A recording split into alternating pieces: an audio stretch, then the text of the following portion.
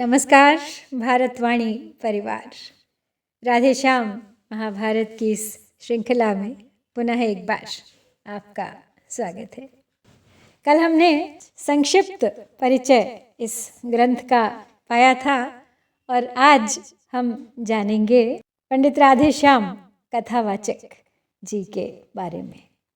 हिंदी के प्रसिद्ध साहित्यकार थे वे, जिनका रंगमंच शैली के हिंदी नाटककारों में बहुत बड़ा नाम है। इन्होंने लोकनाट्य शैली के आधार पर खड़ी बोली में रामायण की कथा को 25 खंडों में पद्यबद्ध किया, जिसे राधेश्याम रामायण के नाम से जाना जाता है और जो मेरी सर्वप्रिय साहित्यिक कृति है और सबसे पहले मैंने इसी श्रृंखला को प्रस्तुत किया था।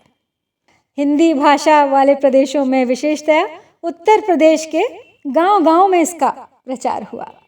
कथावाचकों ने अपने कथावाचन तथा रामलीला करने वालों ने रामलीला के अभिनय के लिए इसे अपनाया। इसके रिकॉर्ड बने।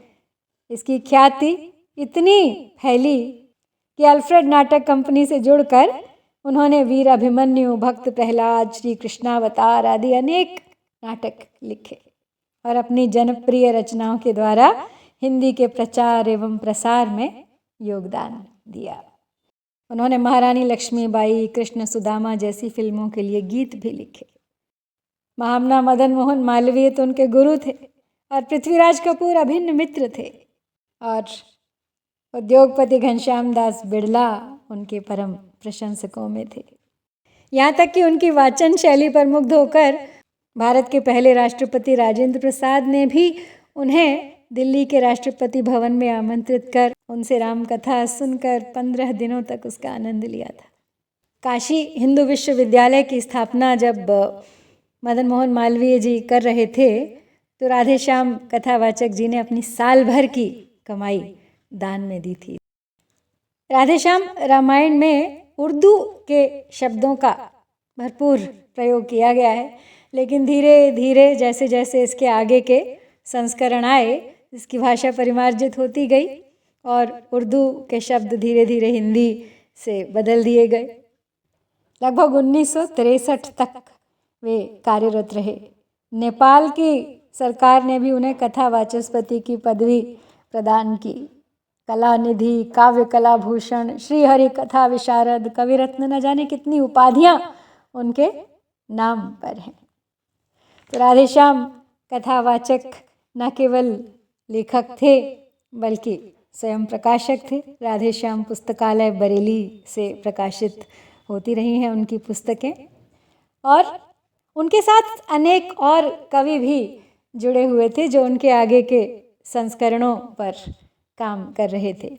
जैसे कि इस महाभारत के संस्करण में राधेश्याम कथावाचक जी का साथ दिया है हिंदी के प्रसिद्ध राष्ट्रीय कवि पंडित माधव शुक्ल ने। लगभग 57 पुस्तकें उनकी अपनी लिखी हुई थी और उससे भी अधिक पुस्तकें उन्होंने संपादन किया, प्रकाशन किया, सहलेखन किया, कथावाचन किया और उनकी जो कथावाचन की शैली विकसित हुई उसे राधेश्याम छंद के रूप में प्रसिद्धि भी मिली।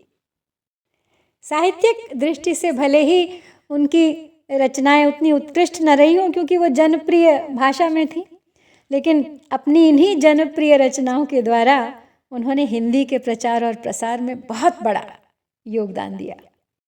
73 वर्ष की आयु थी उनकी। 26 अगस्त 1963 को उनका निधन हुआ। तो इस संक्षिप्त से कवि परिचय के साथ आज प्रारंभ करते हैं पहला अध्याय मंगलाचरण से। जगमग है जिस ज्योति से सचराचर स्वच्छंद, जयति ब्रह्म ब्रह्मांडमय सोई सच्चिदानंद। तू ही आदि अनादि है, तू ही अंत अनंत, तू ही एक अनेक है तेजवंत भगवंत। तू ही जग है जगदीश, तू ही जग, क्या है तेरी माया है।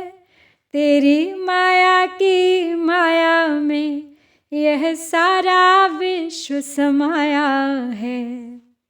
क्या जब खेल है दुनिया में, दुनिया भर दी मनमानी है।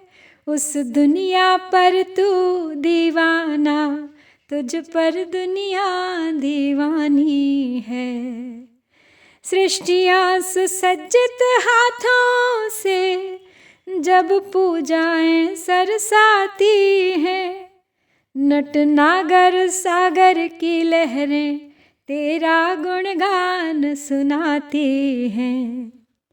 आकाश कुसुम जब उठ उठ कर तेरे चरणों पर गिरते हैं, मस्ताने फूल बनों में तब बन बन कर फूले फिरते हैं।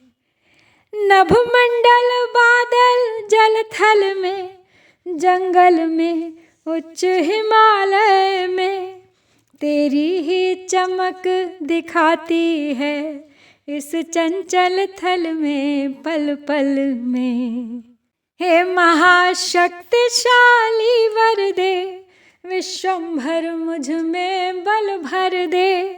गुणगान करूं मैं भारत का, मुझको तू भारतमय कर दे। ऐसी शक्ति प्रदान कर मुझको करुणा कंद, श्रोतालिदल मुग्ध हों पावे मधुरानंद। व्यास कथित गणपति लिखित, विदित सकल संसार। इस भारत में है भरा सब वेदों का सार।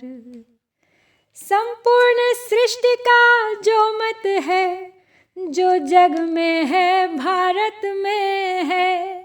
जो है वेदों में ग्रंथों में, वह सभी महाभारत में है। उसका ही गान सुनाती हूँ, भारत गौरव दिखलाना है। इस गुप्त भारतीय सिंहों में फिर वही ज्योति चमकाना है।